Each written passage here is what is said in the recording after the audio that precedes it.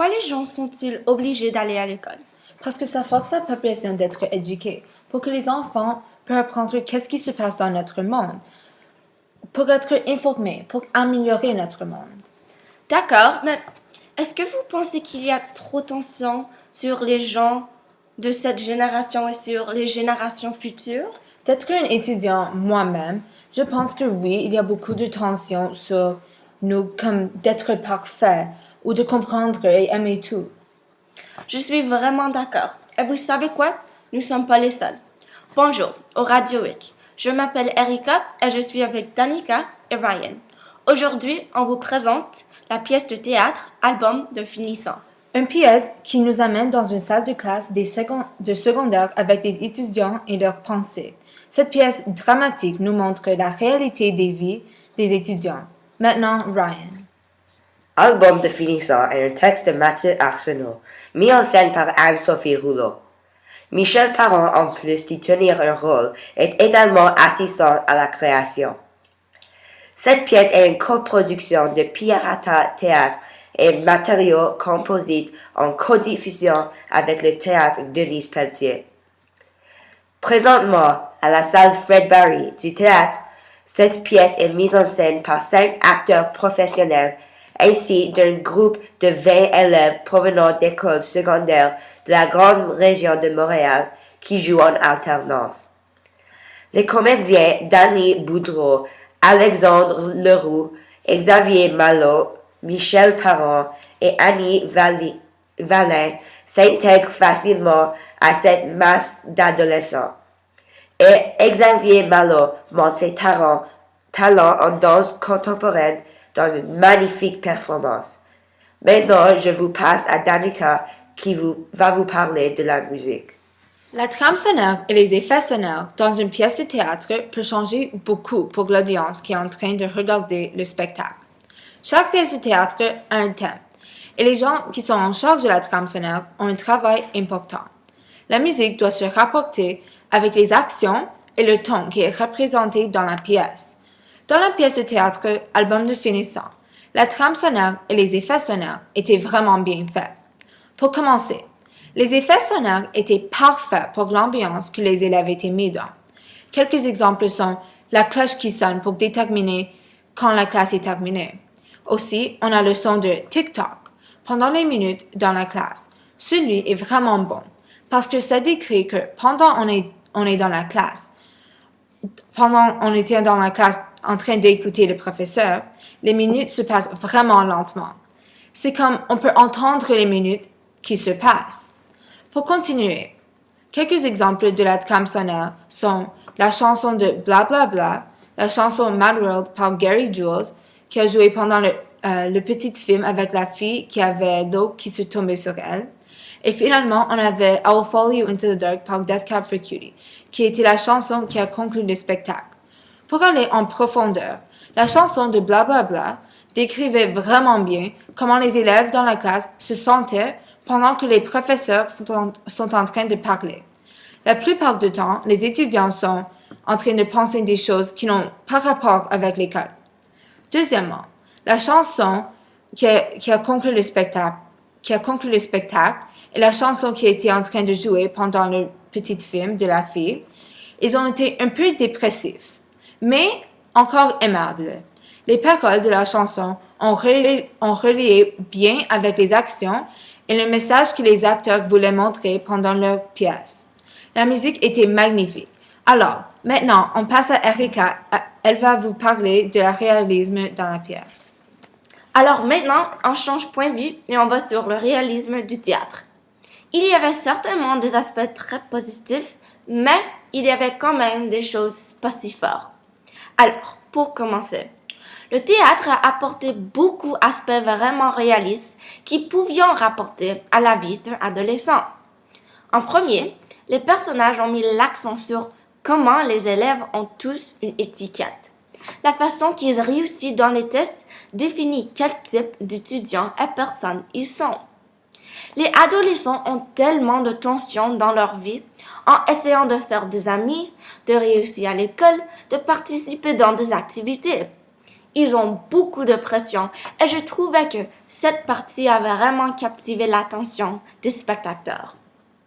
Pour ajouter, un autre aspect captivant de la pièce a montré comment les élèves devraient apprendre tellement d'informations et la majorité ne se sont souvenus plus après leur test.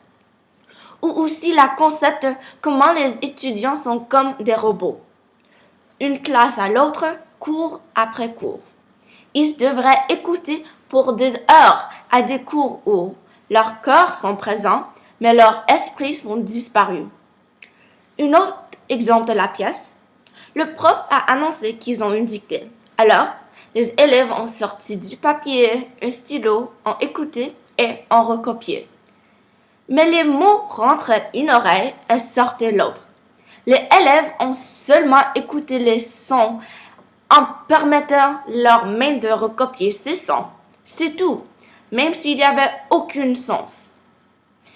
Finalement, la pièce a relevé un grand aspect qui nous avons tous touché pendant nos années de secondaire, l'amour. Il y avait une scène d'une fille qui parlait de ses sentiments pour un garçon et comment c'est des fois difficile à exprimer nos sentiments. Et tout le monde pouvait penser à une situation semblable.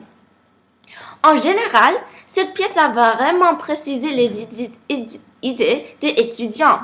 Elle a réussi de mettre les spectateurs dans la place d'un adolescent de notre époque. Mais maintenant, on change de direction. Quels étaient les aspects manqués? Pendant la pièce, les comédiens ont seulement montré les aspects négatifs de la vie d'un adolescent. Mais est-ce que la vie d'un adolescent est vraiment si mal? Les ados ont du liberté, ils sont heureux et plusieurs aiment l'école. L'école n'est pas toujours horrible, l'école est un moment d'apprendre des nouvelles qui sont plusieurs fois captivantes, mais oui, des fois moins intéressantes. Mais au contraire, l'école est un moment de faire des mémoires, faire des amis. L'école n'est pas une prison. Oui, des fois, on questionne pourquoi nous, les élèves, sommes ici, mais en réalité, l'école est cocasse. Moi, personnellement, j'apprécie l'école. C'est fascinant, amusant, stimulant. Alors, en regardant cette pièce, il a sûrement montré pourquoi les gens n'aiment pas l'école, pourquoi c'est horrible, mais il y a toujours deux parties d'une histoire. Et malheureusement, il manquait une grande. Pour finir, en général, la pièce m'a touché beaucoup. Je pouvais relier ma vie scolaire à la vie d'enfant. Et je vraiment pense que beaucoup d'autres pouvaient aussi. Alors maintenant, on passe à Ryan avec le sujet des jeux des comédiens. Les directeurs ont vraiment pris action en prenant 20 élèves normaux d'une école secondaire ordinaire et les ont tournés en acteurs presque professionnels.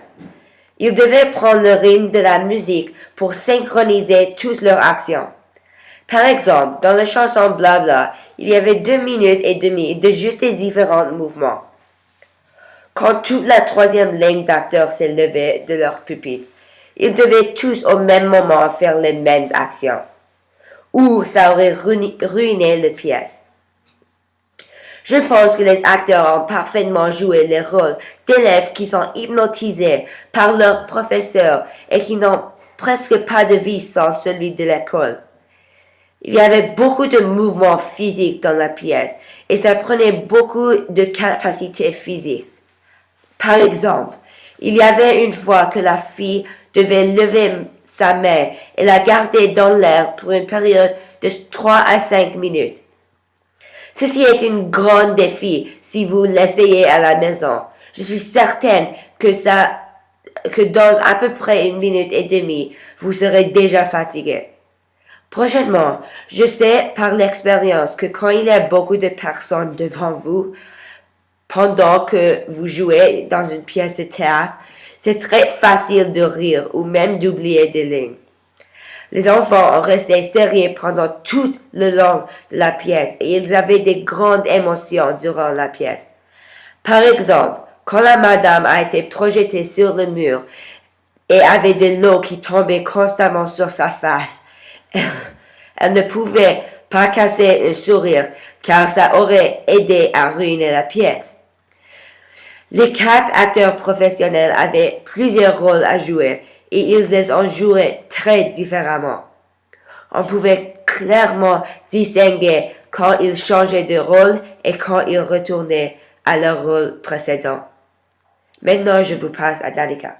Alors, pour résumer, Album définissant exprime la vie des adolescents de notre génération et montre les luttes dans leur vie et leurs tensions. Album définissant est une recommandation que vous ne regrettez pas. C'est tout pour maintenant. Alors, merci d'écouter Radio Week et au revoir.